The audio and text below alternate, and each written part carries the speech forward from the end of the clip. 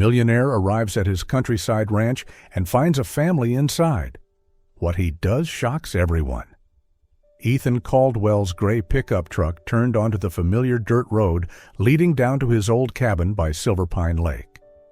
The road hadn't changed, narrow, twisting, littered with stones, flanked by towering pines whispering in the wind. Only his heart was different now. It beat slower, weaker, each throb reminding him he had nearly died just 3 weeks before. Dr. Wallace called it the first warning. To Ethan, it felt more like a punch to a life he once thought he controlled completely. 2 months of rest, no work, no meetings, no pressure. The doctor's command still echoed in his mind. He wanted to believe Montana would bring him peace. But the moment his truck stopped at the wooden gate, a chill rippled down his spine. The gate was painted a soft, unfamiliar blue, not his color, not his doing. The grass, once wild and overgrown, was neatly trimmed. Wildflowers bloomed where he remembered only dry soil. And when he touched the gate, the hinges didn't creak. Someone had oiled them. Someone had been here. Ethan stepped into the yard, inhaling deeply as if trying to soothe the fragile organ in his chest. But then he heard it, light, clear, bright, children's laughter. Inside his cabin, a cabin untouched and forgotten for 8 years. He pushed the door open, and the world stopped like a film reel that had been sliced in half. His living room was bright, warm, alive. A curly-haired little girl, maybe 6, dashed around the worn sofa clutching a stuffed animal. On the rug, a toddler boy tapped his hands on the floor, babbling as if discovering an entire universe. And at the center of it all, right in the spot where he used to sit and read on freezing winter nights, a young woman stood folding clothes. She looked up, her brown eyes widened, startled. Ethan's throat tightened. "Who are you?" he demanded, sharper than he meant to. The laundry basket slipped from her hands. The little girl pressed herself against her back, and the toddler's face crumpled as he began to cry. "Please," the woman whispered, gathering the boy into her arms. "Please let me explain. I'm Lily Moreno. I had nowhere else to go." Ethan gripped the arm of the nearest chair, grounding himself. "And that gives you the right to break into someone's home?" Lily bit her lip, her eyes full of something that wasn't defiance, only exhaustion and fear. "My husband died 7 months ago. I lost my job after that. My landlord kicked us out. I have 2 children. I just needed somewhere temporary. I thought this cabin was abandoned. I didn't mean to stay long." "This is my house." Ethan's voice was low, steady, firm. A small sob broke the air. The little girl peeked up at her mother, eyes wet. "Mama, are we sleeping outside again?" Ethan felt his heart falter, not the dangerous kind the doctor warned about, but a sharp, unexpected pull that made him steady himself against the table.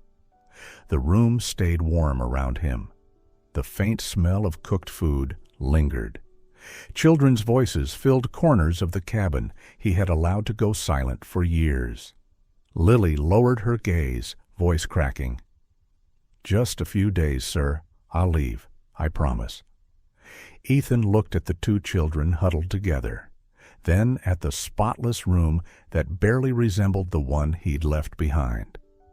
A long, weary sigh escaped him, carrying something heavy with it. Finally, he said slowly, 10 days. You can stay for 10 days, but I'm staying too." Lily nodded quickly, tears streaking down her cheeks. Thank you so much." Ethan turned away, pressing a hand to his chest. His heart was still pounding, but not from anger. This time it carried a warmth he didn't quite understand. He had no idea what had just begun inside the cabin he once believed belonged only to him. He only knew the peace he had hoped to find had already shifted into something entirely different. The next morning, Ethan woke to a scent he hadn't experienced in years. Fresh coffee drifting gently through the air, mingling with the faint warmth of toasted bread. For a few seconds he thought he was dreaming. The cabin had always been so quiet that even the wind outside felt louder than his own footsteps. But now there were sounds, soft and alive, the murmur of children, the clatter of dishes, the whisper of movement. It felt strange, almost unsettling, as if he had stepped into someone else's home. Lily stood at the counter with her back to him, her dark hair tied low and slightly messy, an old apron wrapped around her waist. Jacob sat in a wooden high chair, banging his spoon against the tray, while Sophie was drawing on a sheet of paper with colored pencils. Ethan hesitated at the bottom of the stairs, unsure how to enter a world that clearly wasn't his. He had lived alone for so long that the cabin felt like an extension of himself. Quiet, cold, empty. Lily turned when she heard his steps. "Oh, good morning. I didn't want to bother you. The kids woke up hungry. I made coffee if you'd like some." Ethan reached for the steaming mug she had placed on the table. "Lily, you don't have to do this." "I know," she said gently, "but I need to do something. I can't just sit around waiting for 10 days to pass." Sophie looked up, her big eyes studying him carefully. "Mr. Ethan, do you get mad a lot?" The innocent question punched deeper than it should have. Ethan blinked. "Why do you ask?" The girl shrugged. "Yesterday you looked like the people at the bus station, the ones who shout a lot." Lily gasped. "Sophie, don't say things like that." But Ethan only let out a small surprised laugh. "It's all right. I'm learning not to shout anymore." "Really?" Sophie narrowed her eyes skeptically. "Really?" he repeated. The tension softened. Ethan sat down, sipped the coffee, and found himself watching Lily as she sliced fruit for Jacob. Her movements were quick and practiced, the rhythm of someone who had no choice but to keep going no matter how tired she was. A woman who had survived too much, yet somehow kept a fragile kindness intact. The front door suddenly swung open, startling everyone. An elderly man with silver hair walked in, carrying 2 large paper bags, his breath tinged with cold mountain air. "Lily!" he called cheerfully, then froze when he noticed Ethan.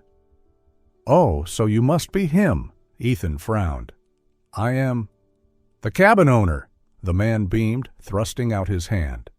"Name's Harris. I run the general store in town. Lily said you'd be coming back." Lily flushed scarlet. "Mr. Harris, I didn't—" "Oh, she talked about you plenty," he said with a wink. "Honestly, I thought the two of you were, well, something." Ethan nearly choked on his coffee. Lily waved her hands frantically. No, that's not—" Sure, Harris said, clearly unconvinced. "Anyway, I brought some fresh supplies. Lily's been keeping this cabin in better shape than anyone expected. Everyone in town knows." "Everyone?" Ethan echoed. "Of course. Folks figured you'd abandon the place. It's been 8 years, son." The words struck Ethan harder than he expected. Yes, he had abandoned it. He had abandoned a lot of things, chasing a life he wasn't even sure he wanted anymore. Harris clapped him on the shoulder. "You're lucky Lily came along, otherwise this cabin would belong to the squirrels now." Lily lowered her head, embarrassed. "I just needed somewhere safe for the kids." Ethan looked at her for a long moment. 10 days, he thought. And only 1 day in, the cabin already felt unlike anything he remembered. The morning drifted by softly, but deep inside his chest, something had begun to shift. That quiet morning drifted away softly, and when Mr. Harris finally closed the cabin door behind him, silence settled again. Yet it was no longer the same kind of silence Ethan had known. It wasn't the old hollow emptiness that used to echo through the wooden walls. It felt like a note hanging in the air, unfinished, waiting for something to unfold between the 3 adults and the 2 children now sharing this fragile space. As Ethan reached for the dishes, his phone vibrated. The name Dr. Wallace appeared, and his heart tightened instinctively. He answered, forcing his voice to stay calm. "Ethan, how are you feeling?" No dizziness? No chest pressure? The doctor's voice carried the sharp chill of a winter draft. No, I'm fine. Really fine. Ethan glanced at Lily cleaning the floor, then quickly turned away. Good, but you remember the rules, right? No stress, no emotional triggers, no complicated situations. He swallowed. He couldn't tell the doctor a family had temporarily occupied his cabin. If he did, Dr. Wallace would drag him out of Montana before sunset. Yes, I remember. You sure? You sound like you're hiding something. Nothing. I'm resting. Well then, I'll drop by the cabin this weekend to check your heart. Keep your mind light. Ethan hung up and exhaled slowly. Keep your mind light. What an ironic instruction. Because right then, Sophie ran up with a drawing clutched in her tiny hands. Mr. Ethan, look, I drew you. Ethan bent down. In her drawing, he was a towering giant with slanted brows and a sharp upside-down V for a mouth. I look this scary? He asked. Sophie nodded eagerly. Just a little, but you're big and you frown a lot. Lily let out a soft laugh but covered her mouth quickly. Ethan stared at the picture longer than he expected. So that was who he was to a child, a lonely giant, a man always keeping doors shut, keeping people away. Maybe that was exactly who he had been. Later that afternoon, Mr. Harris returned to drop off a shovel. He pulled Ethan aside on the porch as though he had a secret too heavy to share in front of others. Do you know how Lily got here? Ethan shook his head. Last winter, cold enough that breathing hurt. She showed up carrying the little boy, holding the girl's hand, and none of them had proper coats. I tried giving her food, blankets, anything, but she refused. Said she only wanted to earn a night's shelter. He pointed toward the garden. That veggie patch? She brought it back to life, alone, learned everything from scratch, dug every inch by hand, even while keeping 2 kids safe through storms. The cabin might be yours, but she treated it like something worth caring for. Ethan looked out at the yard, the young tomatoes, the climbing beans, the neatly covered rows of greens. Strange how someone so small could rebuild an entire place with her bare hands. That evening, Ethan decided he should be a decent host and cook dinner. The attempt ended with him nearly burning the rice pot to ashes. Smoke filled the kitchen, pouring into the living room. Jacob burst into tears.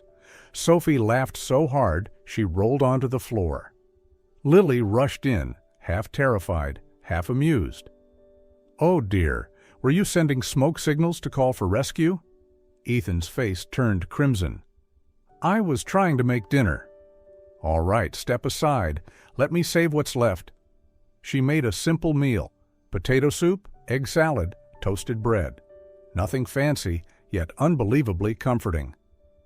Jacob tried to feed Ethan with his tiny spoon. Sophie scooted close, leaning her head on his arm as if it were the most natural place in the world. Mr. Ethan, she whispered, can I call you Uncle E? Something inside him shifted, warm and fragile. Of course, he answered, voice nearly breaking. And for the first time in many years, Ethan laughed. A full, unrestrained laugh that filled the old cabin with something it had lacked for far too long: life. But even with the warmth settling around them, Lily kept a quiet distance. Her smiles were soft but brief, her eyes never lingering on Ethan. She kept her heart tucked safely away.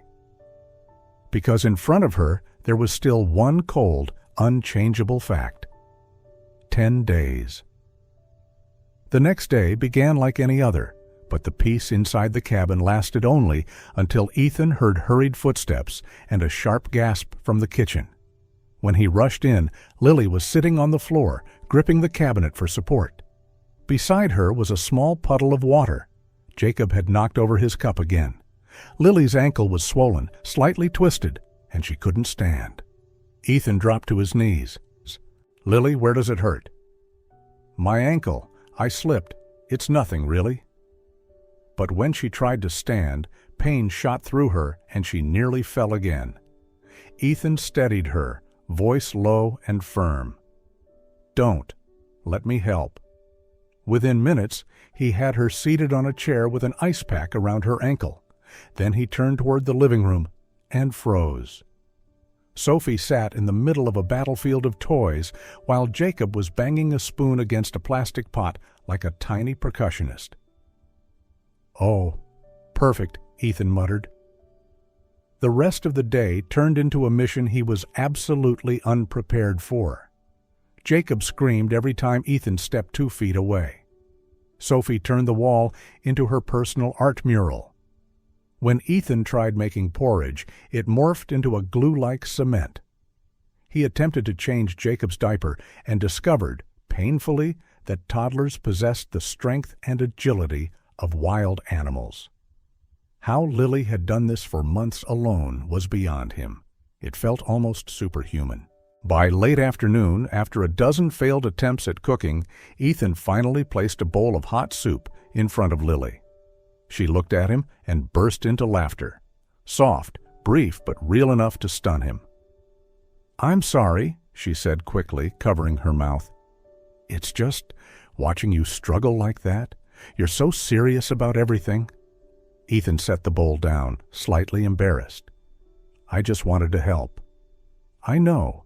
Her gaze softened. "Ethan, you're doing better than you think." The words landed on him gently, warming something inside his chest he didn't realize had been cold. When night fell, Lily lulled Jacob to sleep with a soft humming, her voice thin, tender, filled with a kind of strength that was almost invisible unless one listened closely. Sophie dozed off against Ethan after exhausting herself with endless bursts of energy. The cabin, once painfully silent, was now full of gentle noises. Tiny footsteps, childish giggles, spoons clinking, Lily's lullaby drifting through the dark. Ethan lay awake long after everyone else had fallen asleep. He stared at the wooden ceiling lit faintly by the warm glow leaking through the cracked door. He should sleep. He needed sleep. But something in his chest refused to settle. The cabin felt too alive, too warm, too much like something he didn't know he had been missing. One thought drifted in, slow and sharp. The quiet life he once clung to had begun to terrify him. That morning, the Montana sky was so clear, the clouds looked as though they floated just above the lake's surface. Ethan had just set the kettle on the stove when he heard an unfamiliar engine, a sound too smooth, too polished to belong to anyone living near Silverpine Lake. He stepped onto the porch just in time to see a sleek black Tesla glide to a stop, its door swinging open with sharp precision. Erica Shaw stepped out like she was walking off a magazine cover, gray, tailored suit, flawless blonde hair, an expression carved from ice. Her eyes scanned the cabin grounds as if inspecting a long-abandoned warehouse. "Ethan Caldwell," she said, her voice thin and cutting. "I finally found you." Ethan froze. "Erica, what are you... Why am I here?" She cut him off. "Because you vanished from the company for a month. No emails, no calls. Meanwhile, we're in the middle of a deal that could double our valuation."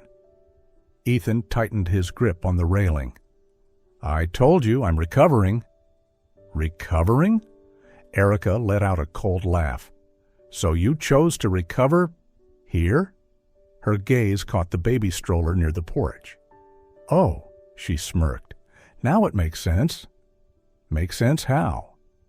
"You're being used," Erica said bluntly, not bothering to lower her voice.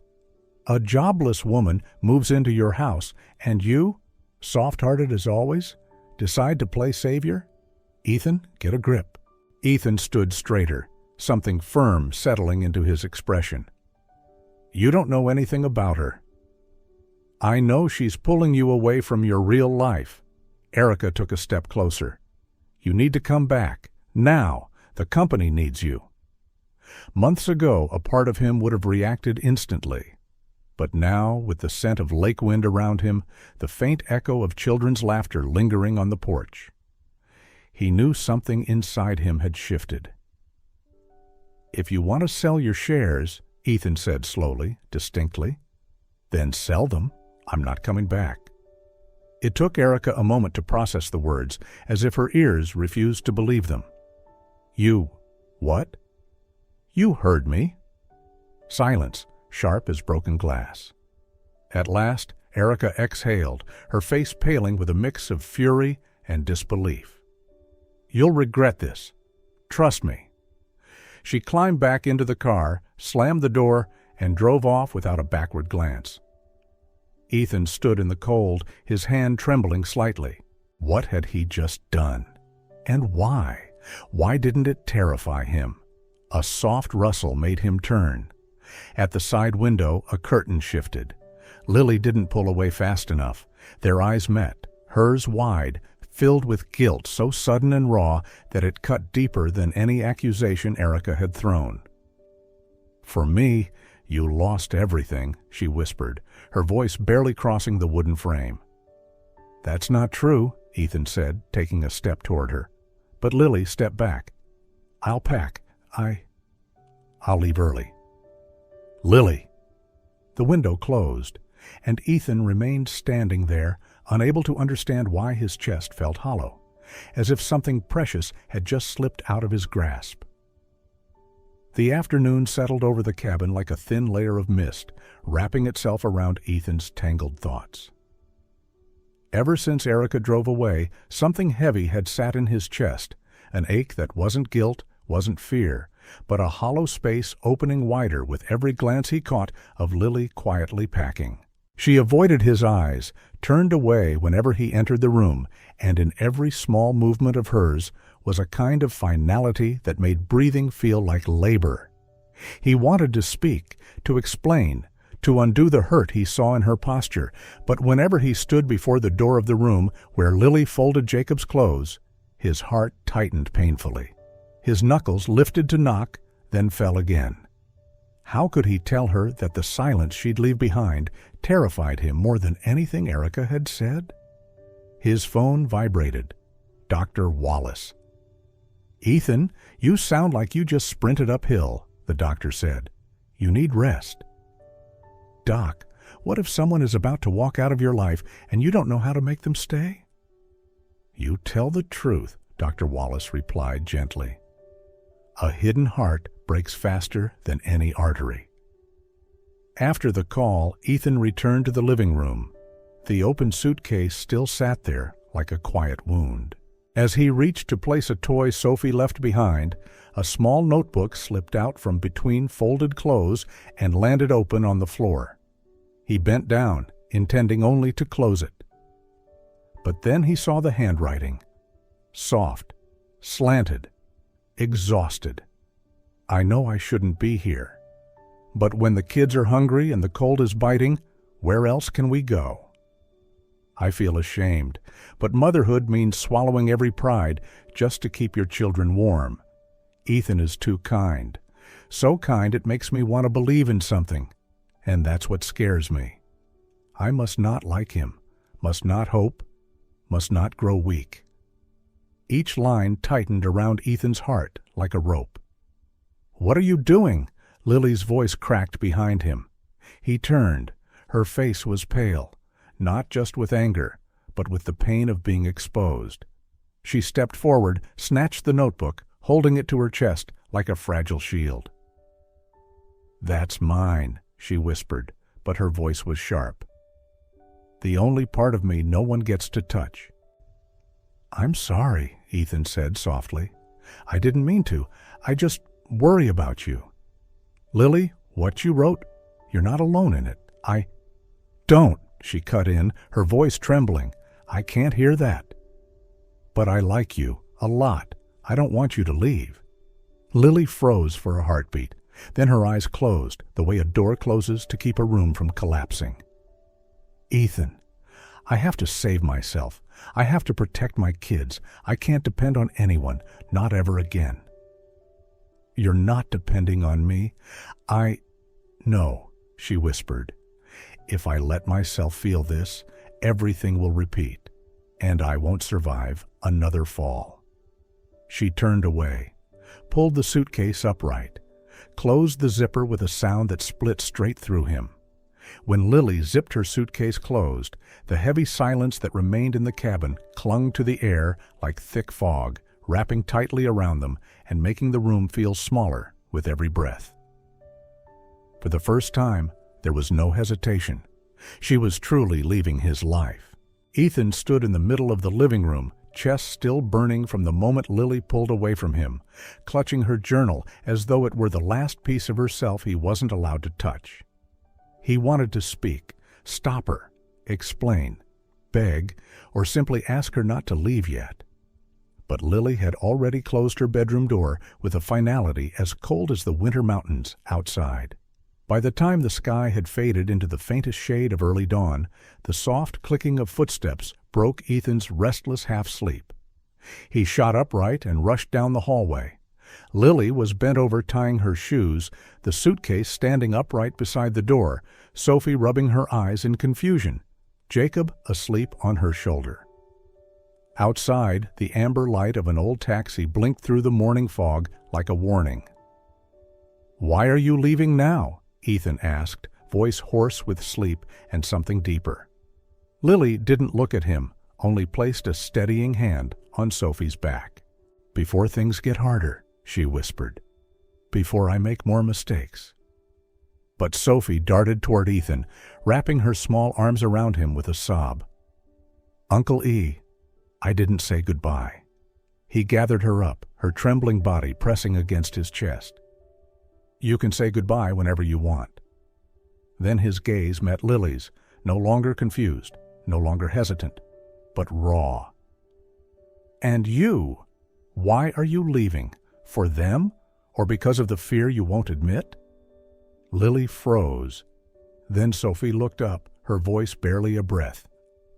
"Mommy's scared." The words hit Lily like the collapse of something inside her. She set the suitcase down, shoulders trembling. For a moment, she seemed ready to stay, ready to speak the truth Ethan saw in her eyes. But then she swallowed hard, lifted Jacob, and whispered, "Even if I'm scared, I still have to go. I can't depend on anyone." She stepped into the taxi. The door shut with a hollow thud, and something inside Ethan caved in with it. But she didn't get far. By late afternoon, Lily burst back through the cabin door, soaked in rain, breathless. "Ethan, Sophie's burning up." Ethan touched the girl's forehead, scalding. Her cough tore through the room like broken glass. The storm the night before had blocked the road into town. The doctor couldn't reach them. All they had was cold water, cloths, and one another. Night swallowed the cabin, leaving only the trembling light of a single lamp. Ethan and Lily worked in frantic rhythm, cooling Sophie's skin, whispering to her. She drifted in and out of fever dreams, small hands reaching into empty air. "Daddy, don't go."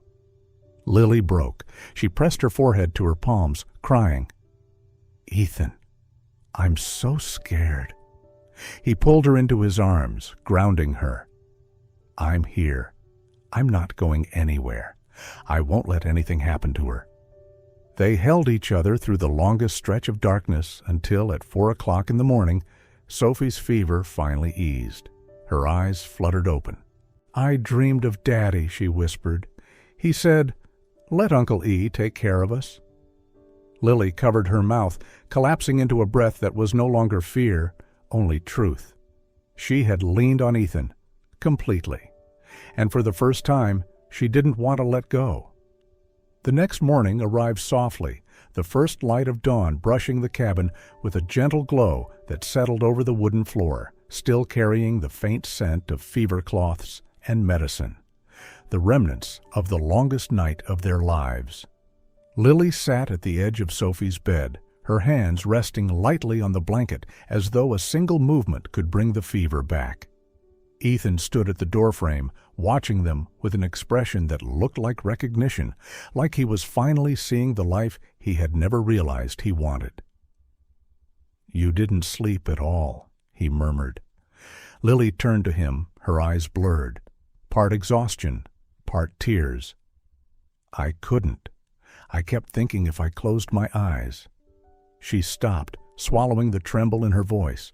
"But Sophie's better now, thanks to you." He stepped forward and placed a hand on her shoulder, warm and steady. "Not just me. Us." She lowered her gaze, breath catching as though something was trying to rise inside her. Then she whispered, almost afraid of her own confession, "Ethan, I love you." A beat later, the tears returned. "I love you, but I'm still scared. I don't know what the future looks like. I don't know if I'm strong enough to lose someone again." Ethan didn't hesitate. He knelt before her, taking her cold, trembling hands into his. "I know you're scared. I was too. But you're not alone anymore. Not for one more day." Right then, his phone rang. Erica. Her name lit up the screen like a hook, dragging him back toward the life he had finally stepped out of. He met Lily's eyes, then answered. "Ethan, I need confirmation. You're really selling your entire stake?" Erica demanded. Ethan looked around the cabin.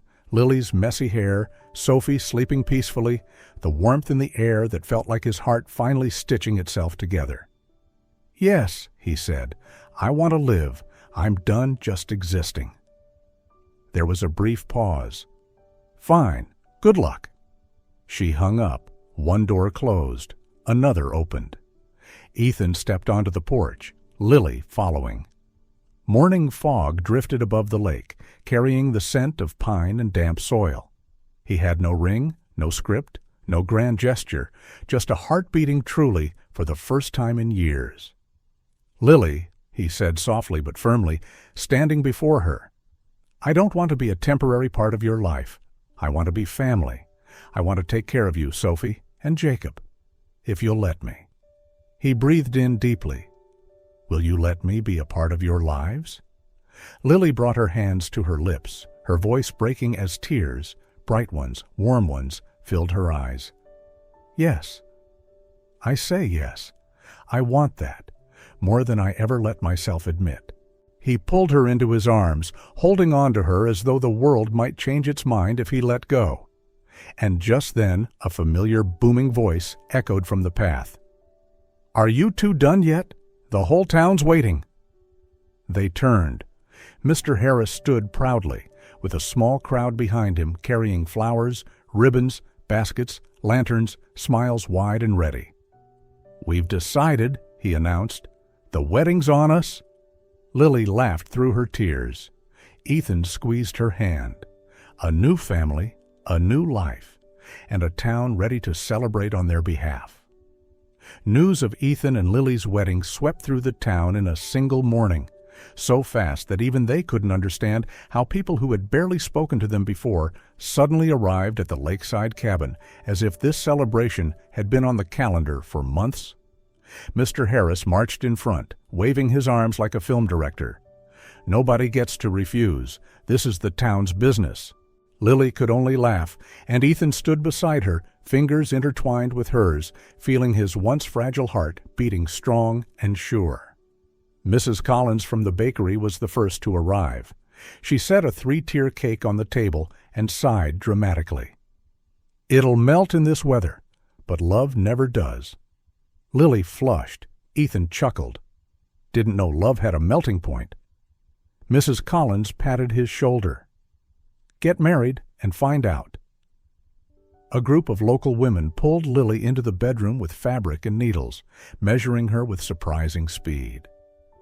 "Slim girl, lovely shape," one said. "We'll make something simple and soft. It suits her," another added. Lily looked down shyly, whispering, "I never thought I'd wear a wedding dress again." Ethan, watching from the doorway, felt his chest tighten at her vulnerability. He stepped forward, but they shooed him away.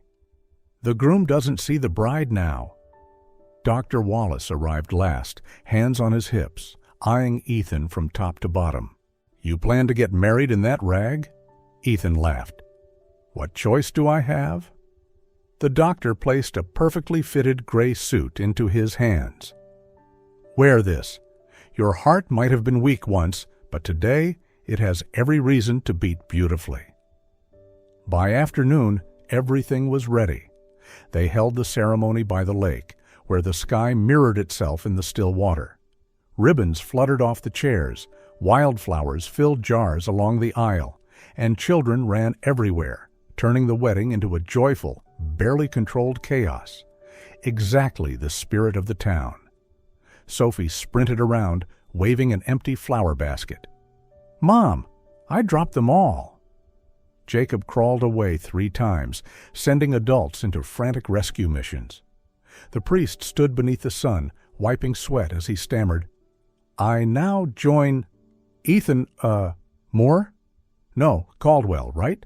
And Lily? Sanders? Moreno, yes, sorry." The entire town burst into laughter. Lily turned red, and Ethan gave her hand a reassuring squeeze. The cake did melt, dripping down like a vanilla waterfall. The children cheered. Mrs. Collins sighed. "Told you. Still pretty, though." Ethan scooped a collapsing piece and handed it to Lily. "I think this is a sign. Things are perfect because nothing is perfect." Lily smiled, eyes glistening. "Then we must be perfect for each other." When they finally stood face to face, hand in hand, the breeze carried the scent of pine and lake water, gentle as a blessing. Ethan looked into Lily's soft brown eyes and felt the world shrink to this single breath. "I used to live like every day was a long escape," he said, voice tight. "But the moment you walked into this cabin, I stopped running. I found home." Tears spilled down Lily's cheeks. "I never thought I could love again," she whispered, "but you made me believe." Their kiss as husband and wife sent the entire town into cheers, loud enough to startle birds off the treetops. Children hopped, mister. Harris blew a whistle like a championship referee, and Dr. Wallace slapped Ethan's back so hard he nearly stumbled. "Congratulations, kid. Not long ago you were dying of a weak heart. Look at you now." Ethan laughed, and then, unexpectedly, felt tears slide down his face. He'd never imagined he could cry on the happiest day of his life, but his heart, the same heart that once stopped in a cold hospital room, now beat for the 3 people standing beside him: Lily, Sophie, and Jacob, his family. As the sun dipped behind the pines, golden light washed over the lakeside cabin, turning it into something almost unreal in its beauty. Ethan looked at the house, a place he once used as a hiding spot from life, from pain, from himself. Now it was none of that. It was home, the beginning, the future. He squeezed Lily's hand.